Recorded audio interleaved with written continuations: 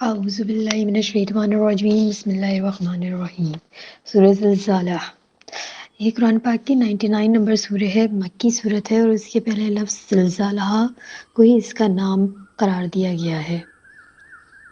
اس سورہ کا موضوع موت کے بعد کی دوسری زندگی ہے، اور اس زندگی میں جو دنیا کی زندگی میں گزار کر گیا ہوگا وہ سب کچھ اس کے سامنے اس کا کچا چٹھا کھول کر بیان کر دیا جائے گا جو اس نے اس دنیا میں کیے تھے۔ کہا جا رہا ہے کہ جب زمین پوری شدت کے ساتھ ہلا دی جائے گی۔ زلزلہ کے معنی ہے پے در پے زور زور سے حرکت دیے جانا۔ مفسرین نے اس سے مراد قیامت کا دوسرا مرحلہ لیا ہے، جب انسان زندہ ہو کر دوبارہ کھڑے ہو جائیں گے اور زمین اپنے سارے بوجھ نکال کر پھینک دے گی، یعنی مرے ہوئے انسان زمین میں جہاں جہاں پڑے ہوئے تھے، جس شکل میں تھے، وہ دوبارہ کھڑے ہو جائیں گے، اور انسان کہے گا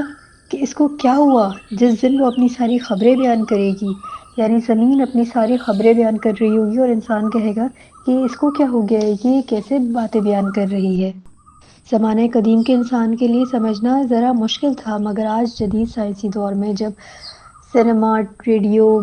ٹی وی اور انٹرنیٹ کی دنیا کی ایجادات کے دور میں یہ بات سمجھنا بالکل مشکل نہیں ہے کہ زمین یہ کیسے بیان کر دے گی۔ انسان جو کچھ بولتا ہے اپنی زبان سے، اس کے نقوش ہوا میں ریڈیائی لہروں کے ذریعے گھروں کی دیواروں، چھتوں اور فرش کے ذرے ذرے میں، اور اگر کوئی انسان کسی سڑک پر یا میدان میں بات کر رہا ہوتا ہے یا کھیت میں بات کر رہا ہوتا ہے تو اس کی آواز جو ہے وہ لہروں کے ذریعے اس دھر کی موجود چیزوں میں چھپ جاتی ہیں، اور اللہ جب چاہے گا ان تمام چیزوں کو حکم دے گا کہ وہ ساری آوازیں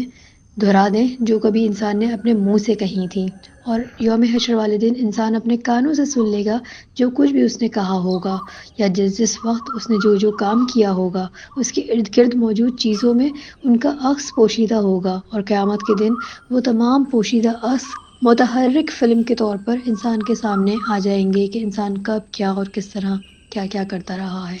مسند احمد میں حضرت ابو ہریرہ رضی اللہ عنہ سے روایت ہے کہ رسول اللہ سے انہوں نے پوچھا کہ وہ کیا حالات ہوں گے جو زمین بیان کرے گی۔ رسول اللہ صلی اللہ علیہ وسلم نے فرمایا، زمین ہر بندے اور بندی کے سارے معاملات کی گواہی دے گی جو اس کی پیٹھ پر اس نے کیا ہوگا۔ وہ بیان کرے گی کہ اس نے فلاں دن فلاں کام کیا تھا۔ حضرت رابعہ قرشی کو رسول اللہ صلی اللہ علیہ وسلم نے فرمایا، ذرا زمین سے بچ کر رہنا، کیونکہ یہ تمہاری جڑ کی بنیاد ہے، اس پر عمل کرنے والا کوئی شخص ایسا نہیں جس کے عمل کی یہ خبر نہ دے، خواہ اچھا ہو یا برا۔ آگے کہا جا رہا ہے یہ سب کچھ، یعنی زمین جو اپنے راز اگلے گی، وہ اس لیے ہوگا کہ آپ صلی اللہ علیہ وآلہ وسلم کے رب نے اسے وحی کی ہوگی، یعنی اللہ کی ایمان کی بنیاد پر زمین اپنے تمام راز اگل دے گی، اور اس روز لوگ الگ الگ متفرق حالتوں میں پلٹیں گے تاکہ ان کے اعمال ان کو دکھائے جائیں۔ وَمَن يَعْمَلْ مِثْقَالَ ذَرَّةٍ خَيْرًا يَرَهُ وَمَن يَعْمَلْ مِثْقَالَ ذَرَّةٍ شَرًّا يَرَهُ۔ تو جو ذرہ برابر بھی نیکی کی ہوگی وہ اسے دیکھ لے گا، اور جس نے ذرہ برابر بھی برائی کی ہوگی وہ اسے دیکھ لے گا۔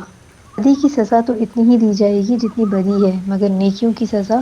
اصل فعل سے زیادہ دی جائے گی، بلکہ تصریح ہے کہ ہر نیکی کا اجر 10 گنا ہے، اور یہ بھی کہ جتنا اللہ چاہے اسے بڑھا دے۔